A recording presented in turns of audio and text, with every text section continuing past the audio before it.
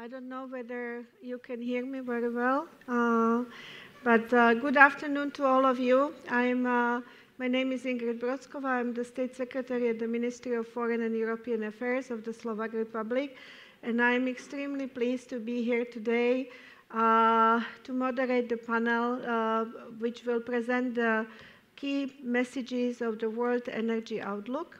It has been really nice tradition at this conference to present every year the key messages of the World Energy Outlook, which is prepared by the International Energy Agency, which is part of the OECD. The World Energy Outlook has been launched this year, not in London, as they usually do, but this year it was launched in Paris on 27th of October. And the timing of this conference always allows us to have really fresh messages from the IEA regarding the outlook in the energy sector across the all energy segments, gas, oil, renewables, and so on. So it has become throughout the years the Bible for energy sector. I do not have the publication in my hands, but it's a quite thick thick publication. It has been for years a flagship publication of the International Energy Agency with a very rich source of analysis, trends, and projections. This year is a special year because who would think that 1 year ago, when we had the presentation of the World Energy Outlook, that we will be in a totally different situation this year. Ukraine has been a game changer from many aspects, but in energy architecture, definitely. The situation in Ukraine actually has shown us how vulnerable, how dependent we have been in Central Europe. This year, the World Energy Outlook explores three scenarios that differentiate primarily by the assumptions made on government's policies. I'm extremely pleased that again this year we have Tim Gould with us, who is the Chief Energy Economist in the IEA with a very rich experience. He has actually two hats in the agency as a Chief Energy Economist, but also he is also head of the division for energy supplies and investment outlooks, and he directly he's the co-author of the World Energy Outlook. So we will really hear the views of the agencies from the right and very heavily engaged person in this in the preparation of this publication. Also, what is really valuable is that Tim has been working in Ukraine for more than 10 years, also for the European Commission. So really, he has very rich experience in the field.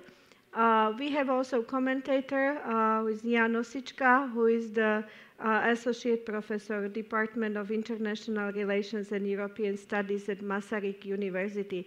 But first, I would like to give the floor to Tim to present the key messages of the World Energy Outlook 2022. Please, Tim. Well, thank you very much indeed, State Secretary, and thank you also for the reminder, because I had this in my bag and I wanted to make sure I passed you out a copy of the World Energy Outlook. And thank you very much for the opportunity to talk to you today about some of the key findings of the new Outlook. I'm going to go through some of the highlights, but I mean, you can see it's a fairly thick book. There's many areas of intersection between what we were looking at in the Outlook and the sorts of discussions that we've been having today. Very much enjoyed the talks this morning. I thought there was an excellent mix of principle and pragmatism when it came to thinking about the big topics affecting this country and the region. But I'd also like to return, to begin with, to the introductory words this morning, because there we talked about today's energy crisis being the biggest shock for the energy system since the 1970s. And if you look at there we go. What we're showing here is not the energy sector per se, but the broader economic implications. So it's showing what percentage of countries around the world experienced inflation of higher than 6% a year. And we haven't seen the sorts of strains on the broader economy due to today's energy crisis since the oil shocks of the 1970s. But whereas the 1970s oil shocks were largely around a single fuel, the implications of today's shocks are much broader, because Russia is not just a big exporter of oil, as we all know, a huge exporter of gas, major exporter of coal, and the repercussions of Russia's actions are really reverberating through the energy system, not just here in Europe, but much more broadly. And that is putting strains on the most vulnerable in our societies and the most vulnerable in the international community as well. We've been tracking the number of people worldwide without access to electricity for decades now. And since COVID and with the energy crisis, we're now seeing for the first time that the number of people without access to electricity is rising again. It's particularly in sub-Saharan Africa, but not only in sub-Saharan Africa. In our view, around 75 million people worldwide who gained access to electricity in recent years have been losing it over the last 18 months, and because they can no longer afford to pay for a basic bundle of electricity services. So that just gives you a sense of, Europe, natural gas, very much at the epicenter of today's crisis. But there are those ripple effects going very widely across the system as a whole. I won't dwell too much on the here and now. We're all aware of the damage that Russia's invasion of Ukraine has caused to economies, to households, to businesses. What I'd like to focus on also is, what about the reactions to today's crisis? What are governments doing in response? And what does that tell us about the way that energy systems might evolve over the coming decades? Because there are responses. You see that in Europe with the progress on the Fit for 55 package, the funding associated with REPowerEU. You see it particularly in the United States now with the Inflation Reduction Act. There's the Green Transformation Program in Japan, and there are other countries that are seeing that they are going to push energy transitions harder, not necessarily because they are more committed now than they were a year or two ago to emissions reductions, but because they see a strong alignment between their energy security priorities and affordability and the technologies that will also deliver a cleaner energy future. This is the amount of money going into clean energy transitions in the years since the Paris Agreement. And what's striking immediately is that despite the agreement, the amount of money going to transitions was pretty flat for 5 years after Paris. Now, every year, clean technology costs came down, so you got more for your money. But this is a long way away from where we would need to be if we were going to seriously tackle climate change. Now, we started to see a pickup in 2021, but as a result of those policy measures that I mentioned, by 2030, in our view, investment in clean energy transitions is going to be more like $2 trillion per year rather than the $1 trillion that we had up until recently. And that has a number of quite important effects on the energy system. And I'd like to talk about a few of them. Because one of the things you'll hear about today's crisis is that it is generating a sort of resurgence in coal use worldwide. And you see that in parts of Europe, you see that in parts of Asia. I'd like to put that in context, because our expectation for the change in global electricity generation this year is that coal, yes, it will go up. But it'll probably go up less than the increase that we're expecting for wind and it'll go up less than the increase that we're expecting for solar PV. And as you move through this decade, today's policy settings now, in our view, are strong enough to deliver lasting growth on renewable sources of generation, and they are strong enough also to put coal into structural decline. So that by the end of this decade, the amount of low emissions generation worldwide, if you put together renewables and nuclear, will have overtaken for the first time the generation from fossil fuels. And that also has quite substantial implications for the emissions associated with the electricity sector. In our view, we are on the cusp of a peak in global power sector emissions. And that come down, as you can see, in today's world, today's policy settings, they come down fairly steeply. A lot of that has to do with changes in advanced economies, but those clean technologies for generation are also gaining ground in many other parts of the world as well. But let's have in mind that the sort of trajectory you're seeing there, I mean, it looks quite impressive to see that peak. But if we were to get on track for a 1.5 degree stabilization in global average temperatures, that global power sector emissions line would need to hit zero in around 2040. So it would need to be a precipitous fall down from the peak that we're seeing. We could do more. And there are many indicators that show that we could be moving faster than the trajectory that I've just outlined. And one of the ways that we wanted to demonstrate that was to look at what are companies doing? What about the supply chains for some of the technologies that we think are critical for transforming the energy system? Now, NZE deployment in 2030, that shows you what you would need to do in order to get on track for a 1.5 degree stabilization. And in 2021, that's roughly the manufacturing capacity of those technologies that you see at the bottom of the screen. But if we put together all of the projects that have been announced, so the pipeline for things that companies say they would like to do, then you'll see that for many of these technologies, you're getting up to the sorts of levels that would move us well beyond the trajectory that we're on. Now, not all of these projects will come to fruition. There's a long way between an announcement and a final investment decision for some of that manufacturing capacity. But some of it will. And that should give policymakers confidence that in certain areas they can move faster because the supply chains can cope with it. I mean, there's another aspect of this which we will come back to later about the resilience and diversity of those clean energy supply chains, and we need to be very attentive to that. But just to say, in aggregate, there are reasons why we could be moving significantly faster than we are today. One of the big areas that has generated commentary after our launch of our World Energy Outlook is the outlook for natural gas.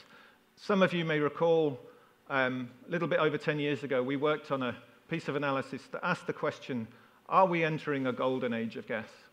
And the hypothesis at the time was that because of the shale revolution in the States, and because of various sort of areas that governments were pushing on the demand side as well, that natural gas demand could actually be strong for quite an extended period. And if we look at the projection versus where we ended up, we're pretty much spot on for that kind of scenario. But one of the messages from the new outlook is that that was the golden age. The 2010s were probably as good as it got for rapid natural gas demand growth, because high prices are taking the edge off that demand. And in many emerging economies that were previously looking very seriously at expanding the role of gas in their systems, they're taking a second look now, particularly if they are importing that natural gas, because the reputation that gas had been building up for being relatively affordable and relatively secure, that has, of course, been shaken by the current crisis. So we see a bit more growth in global natural gas demand under today's policy settings, but then it really flattens out.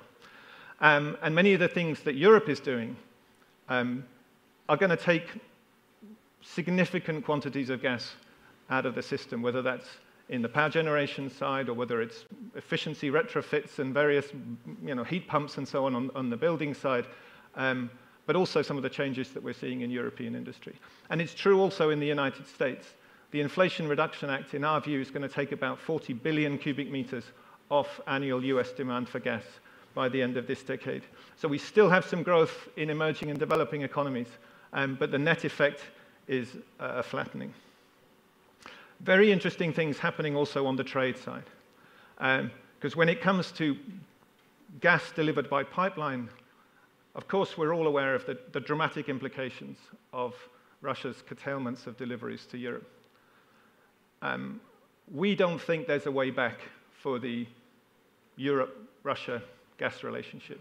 That gas relationship was built up over many decades on the basis of trust that's now disappeared. So you can see there's an extended drop in Russian gas deliveries to Europe in our outlook, and it's only partially compensated for Russia by an increase in deliveries to China. And what fills that gap and also allows for some of that gas growth in emerging economies in Asia is LNG. So we have roughly a 5% increase in gas demand overall to the end of this decade under today's policy settings, but a 25% increase in LNG deliveries. And if you put that outlook for gas together with our outlook for coal, which does see a decline, and then also the outlook for oil, which sees continued growth for a few years but then flattens out. One of the very striking findings from this World Energy Outlook is that today's policy settings are now strong enough to deliver a distinct peak in overall fossil fuel demand. That's the first time we've seen that in this kind of scenario in this year's outlook. The sorts of decline that you're looking at on the screen to 2050, that's not enough to tackle climate change. We would still be exposed to very severe implications of a changing climate. But I think it's worth just taking a step back and thinking about what this moment represents in energy history.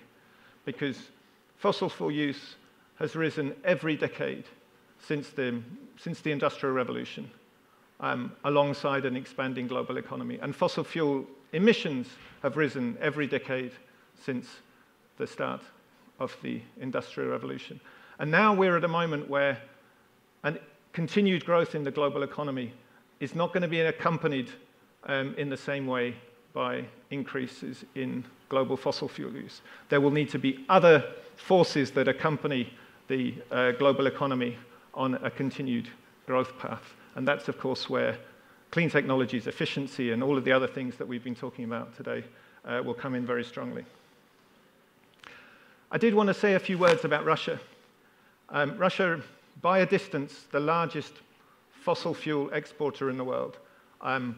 It's neck and neck with, well, was neck and neck with Saudi Arabia when it came to exports of crude and oil products, but by a distance, the largest exporter of gas.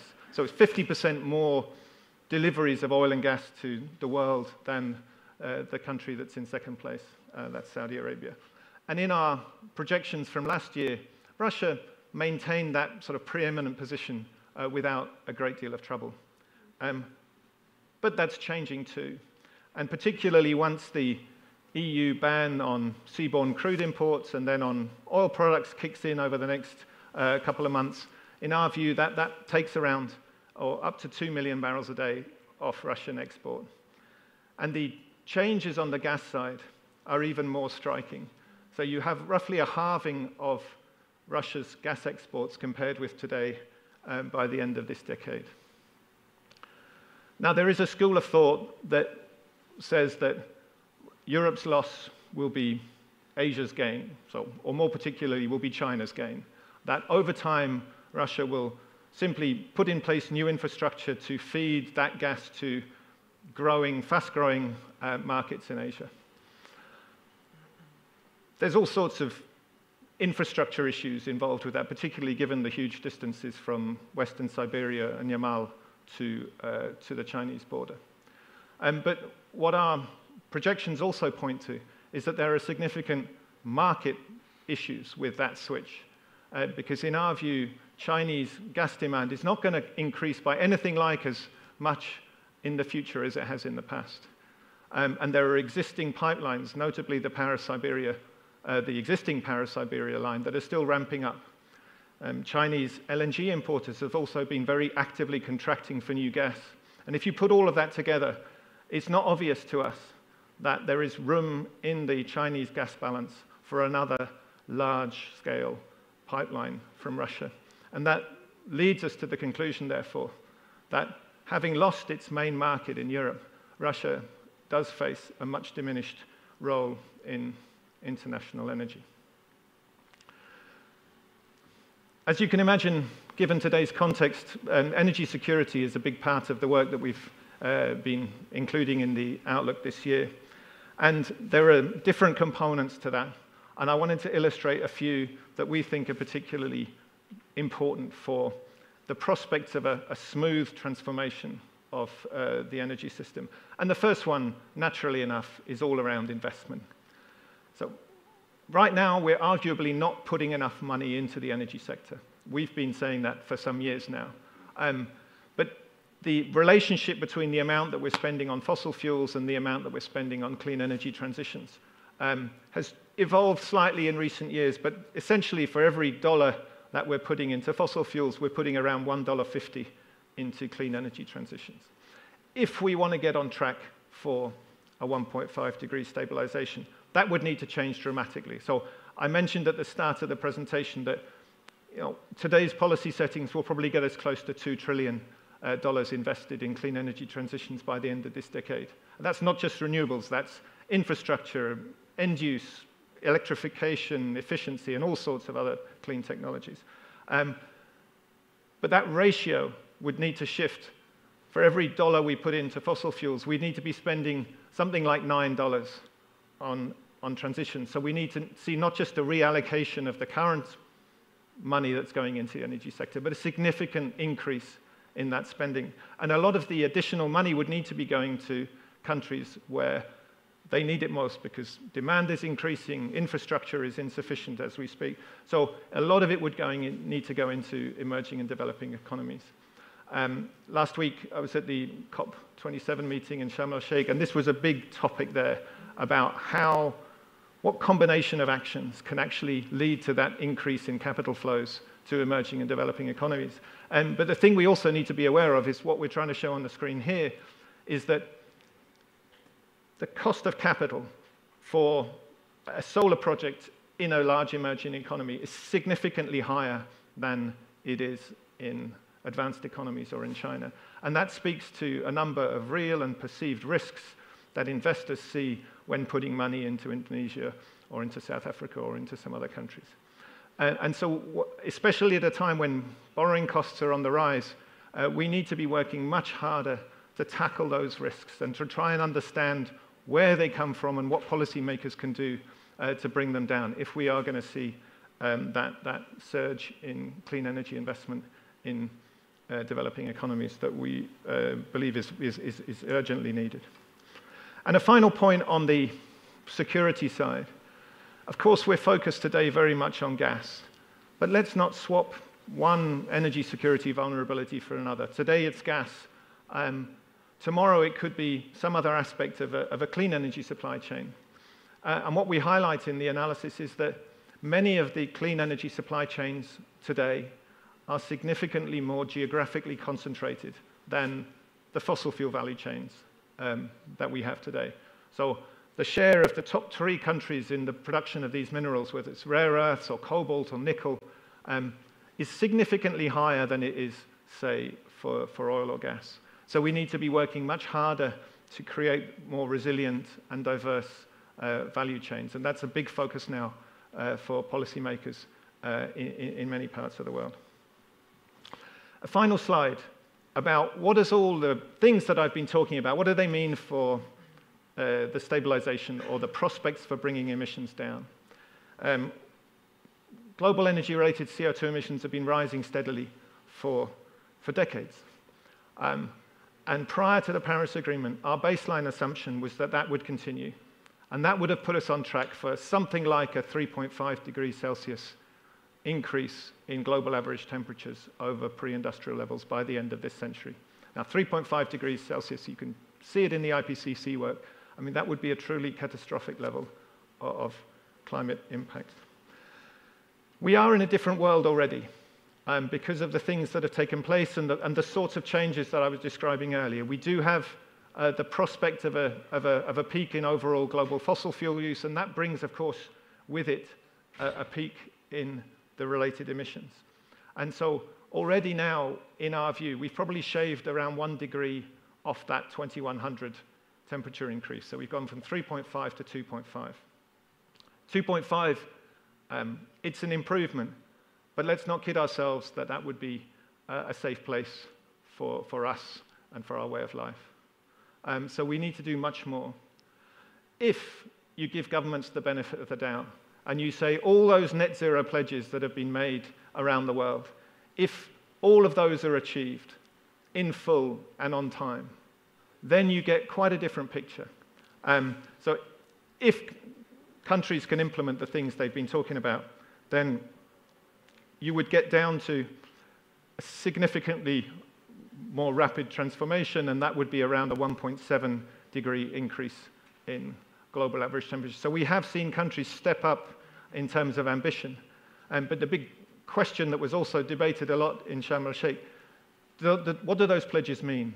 Are they really backed up by anything meaningful in terms of shifting the economy onto, or shifting the energy economy onto a different track? And even all of those pledges, that would not yet be sufficient to get us on track for a 1.5 degree stabilization. So, a few conclusions. I said I was going to talk about the sort of reactions to the crisis. I mean, we're all aware of the sort of human cost of the invasion and everything around it. But there is a slightly more hopeful perspective when you look at what governments are doing in response to the crisis. And in our view, when we look back on this in about 10 years' time, we may be looking at a moment when we did make a turn towards a safer and more secure energy system. Big changes in energy investment and trade because of today's crisis, and in our view, that will leave Russia with a much diminished position in global energy. I'd like to remind you about this moment that's coming, in our view, this decade already, when a rising global economy and global fossil fuel demand, they finally part company. But all depends on how quickly we scale up clean energy investment. We're still not doing enough to move us on to a more rapid transformation of the system. And that has a lot to do with sort of big policy issues, but it also has a lot to do with some quite granular things that any clean energy project faces in practice, or any transmission project faces in practice. All the sort of permitting issues, all the issues around supply chains and skilled labor and everything else that goes together to make a successful project. And finally, we can think a lot about the implications of today's crisis and what it means for households and businesses. And it reminds us that the journey towards a more secure system, it may not be a smooth one. But if anything, this crisis does provide a powerful reminder about why we need to press ahead. So thank you very much for your attention. Thank you. Thank you very much, and I will give the floor to Mr. Rosička to comment the presentation, and then we will have the time for the questions. I would like to remind you that we have Slido, so if you have questions, feel free to pose the questions through the Slido. Thank you very much. The floor is yours. Thank you very much. Thank you to the organizers for having me. I will try to be brief. I would try to talk about where we are, what are the reasons for optimism, and why we need to do much more. I would not differ or deviate too much from what has been said here by Tim, so I would like to develop further a few points. So first of all, also there might be one silver line in what I'm going to say, and that would be that we need more government, and most of all, we need more competent government. So if this is all what you get from what I'm going to say, it'd be perfect. So first of all, I'm very happy, or I was very happy to watch, to follow the presentation and to read the outlook, because there's so many reasons for optimism. Throughout the outlook, you are being continually reminded that the renewable energy is the clear winner of today, of the past year, and of the past 2 decades. And we have even come so far that we can say that the good old energy trilemma is a concept that we can scrap, that pushing for energy security, sustainability, and affordability are no longer mutually exclusive goals. If you are for sustainability, just go to renewable energy. If you are in it for energy security, renewable energy is there for you. And if you are concerned with affordability, again, renewable energy is the cheapest source. So throughout this conference, we have seen this trilemma sort of gradually redefined. And the new topics that I somehow consider as emerging in this topic are resilience. So how do we make the new system resilient? What are the drawbacks in that? Then political economy, so who will benefit? How to make sure that we benefit if you are a policymaker. And justice and equity, the final point made by Tim. So how do we make sure that we do not forget somebody, or we don't end up with people being disenfranchised by the transition. Then it was staggering to follow the development and the outlook for the development of renewable energy. But at the same time, we need to do much more. So we are sort of in the situation where we got the tools needed for the transition. Finally, we can say that. The tools are in place, but now we need to build a house. So more and more effort is actually needed to get there. And at the same time, we need to keep the fossil fuel investment in check, and that's the problem.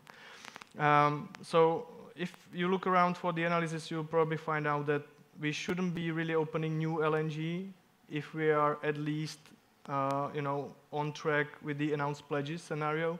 So the governments probably shouldn't be running around and pledging for climate-friendly solutions and booking new LNG at the same time. You can't have both.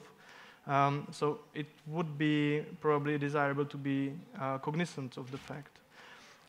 So all in all, maybe to sum up this point is these decisions that are to be taken are inherently political. This keeping fossil fuels from expanding is a politically fairly demanding task, and expanding renewable energy to the level we need is also a fairly demanding political task. And we need to make sure that our governments are capable of performing these tasks. Second, if we are to stick with the 1.5 degree and you go through the outlook, you'll see that the challenge is really daunting. If we don't make our emissions decrease, we will run out of the 1.5 carbon budget in 9 years alone. So that's about it.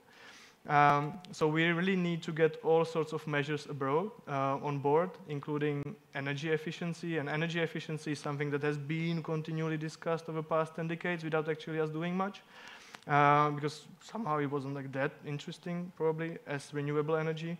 But now is the best time for energy efficiency. We had a decade of fairly cheap energy, so who would bother? Nobody. But now we have inflation, and we have extremely cheap, and we have extremely high energy prices. So everybody is willing, and everybody understands that energy efficiency is something extremely useful right now.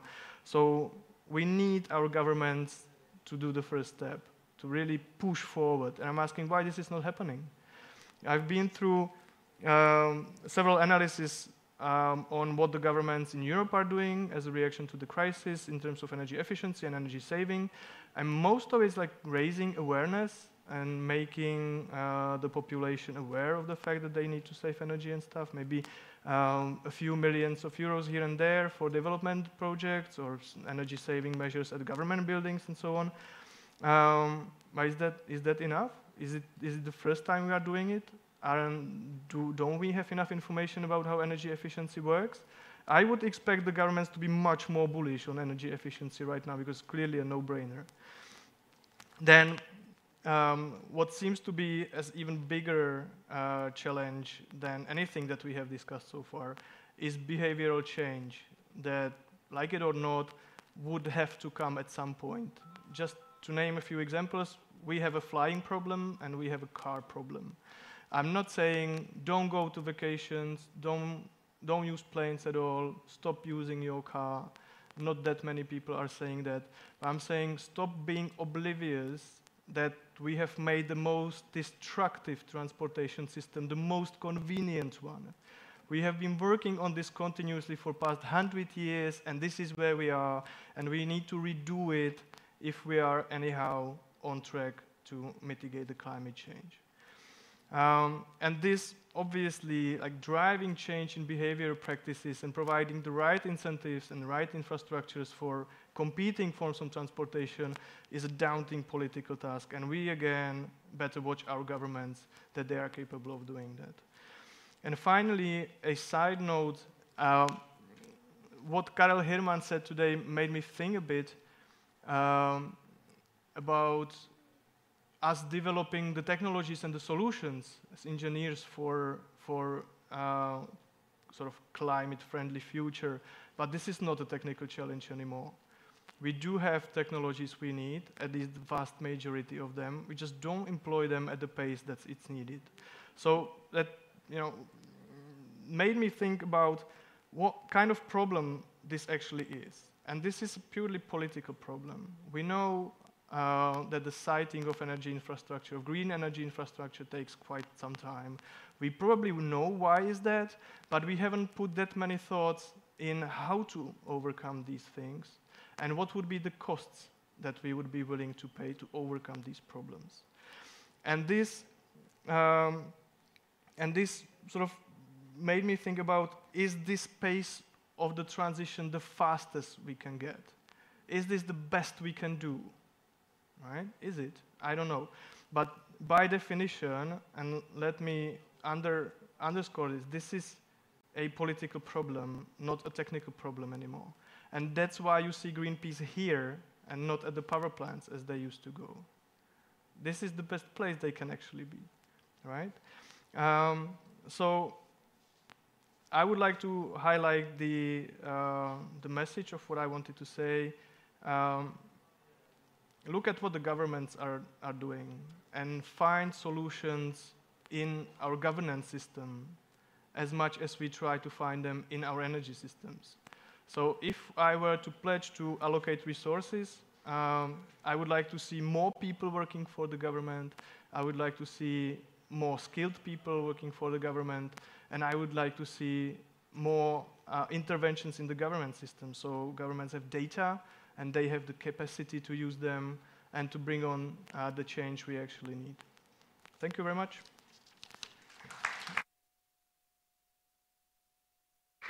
Thank you very much. Before we will get to the questions from the audience, let me use this opportunity and building on that what has been said about the responsibility of the governments. Very short answer from both of you. We are a couple of hours after the end of the COP27. Should we be more optimistic or more pessimistic? Very short answer from both of you, and then we will get to the questions. My feeling of optimism or pessimism hasn't really changed as a result of COP. I think it was a sort of mixed outcome, some positive things, but on this crucial question of implementation, I left feeling a little bit disappointed. Disappointed, yeah.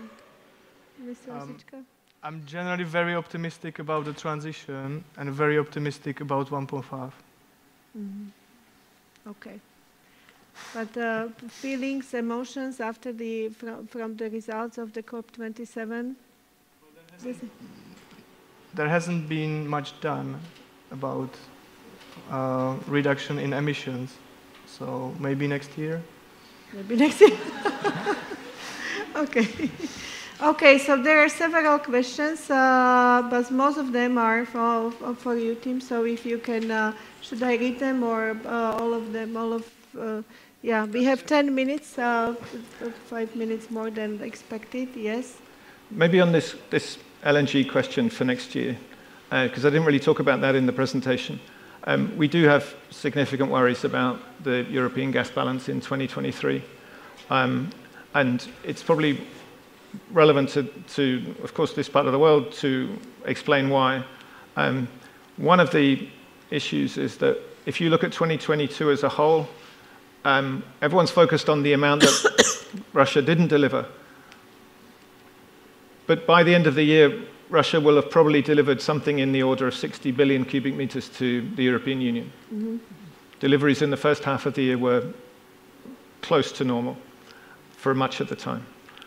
Now, you can take a number for what next year's deliveries are going to be, but I think most people would reasonably expect it's going to be significantly less than 60 billion cubic meters, and it could also be zero. So there's already a big gap that needs to be filled compared with this year. And the other thing to really watch out for is China, because China's LNG imports have been unusually low this year because of lockdowns and slower economic growth. If and when China comes back, that's going to intensify competition for available cargoes. Mm-hmm. And let's also be aware that we're not going to see a big surge in new LNG liquefaction capacity next year. It's going to be something like an extra 20 BCM's worth of export capacity. So if you take reasonable assumptions about Russia, if you take a reasonable assumption about China, then it could be a tough year again, or potentially an even tougher year as Europe tries to refill its storages after the winter. Mm-hmm. Going up from the bottom, one of the criticisms is vastly increased demand of raw materials. Is this a major obstacle? It's not an insuperable obstacle, but we have to make sure it's not an obstacle, and we do that by paying close attention to, as I was trying to say, the resilience, diversity of those supply chains.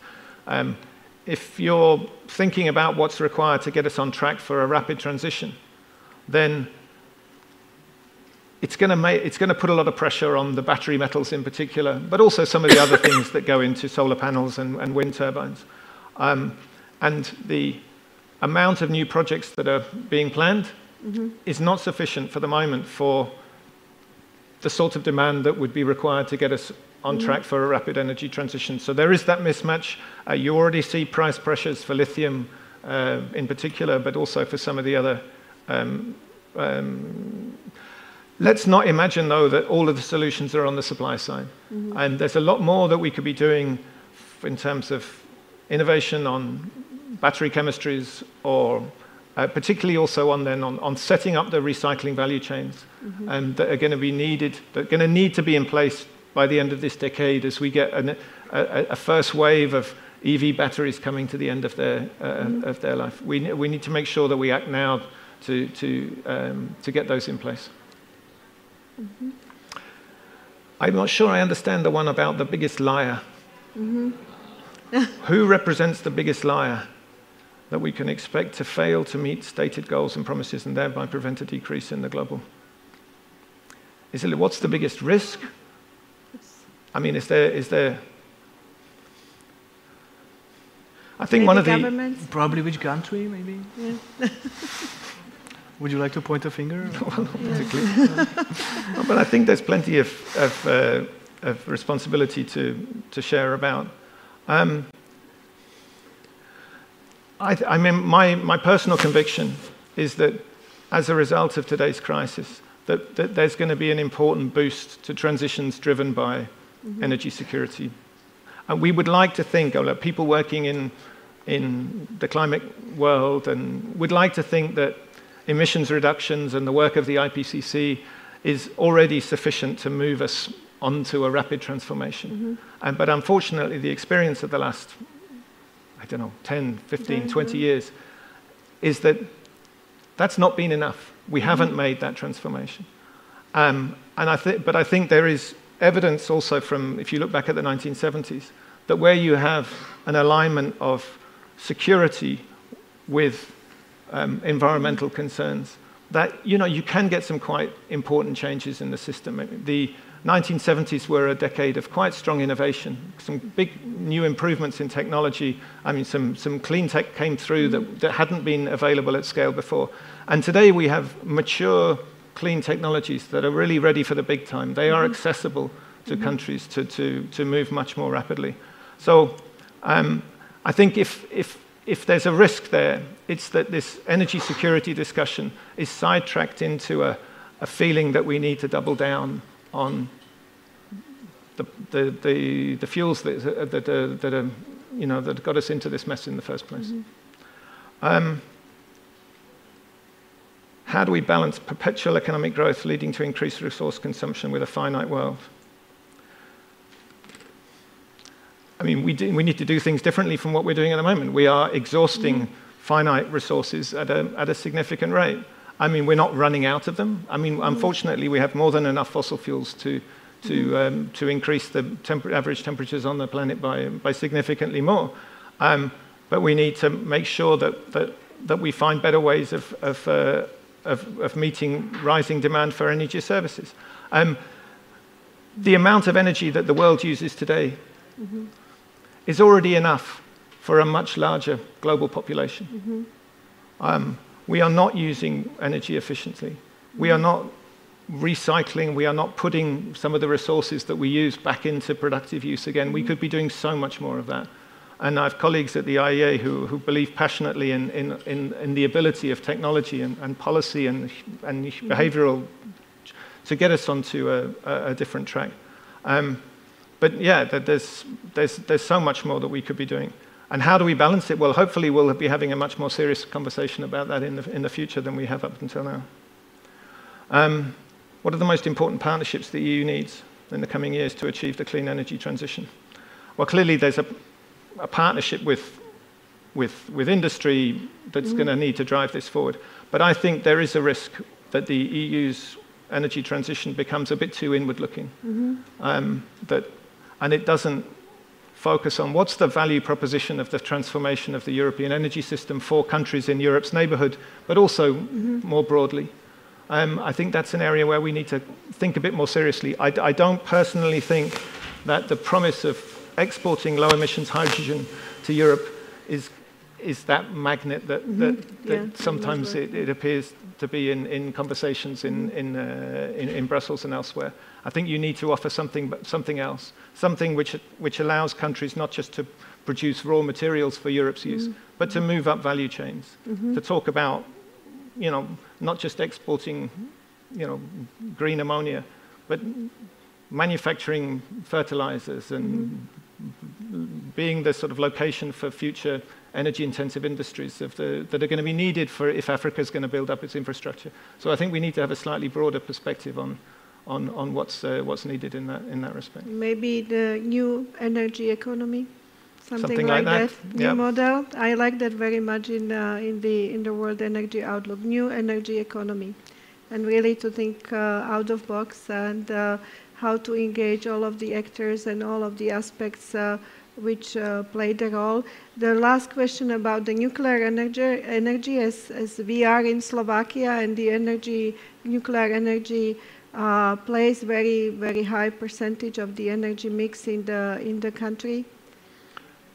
Naturally enough, perspectives on nuclear differ widely by country, but we think that for countries that are willing to give that technology a chance, the safe deployment of nuclear energy can be an important part of the solution. And I think it's not surprising that many countries are giving a fresh look to the possibilities for nuclear to play a role, both in terms of lifetime extensions for existing facilities where those can be safely done, but also some of the new technology options that are being tested at the moment that could be very interesting for the sorts of energy system or electricity system that we have in the future. So I mean, some of the small modular technologies. I don't think it's the sole answer, but I think climate change is sufficiently important that if there's a chance that nuclear can play a constructive role, then we should look very seriously at that. Yes, so thank you very much. I think that we are 5 minutes late, but thank you very much, and I think both of them, they deserve the big applause. Thank you.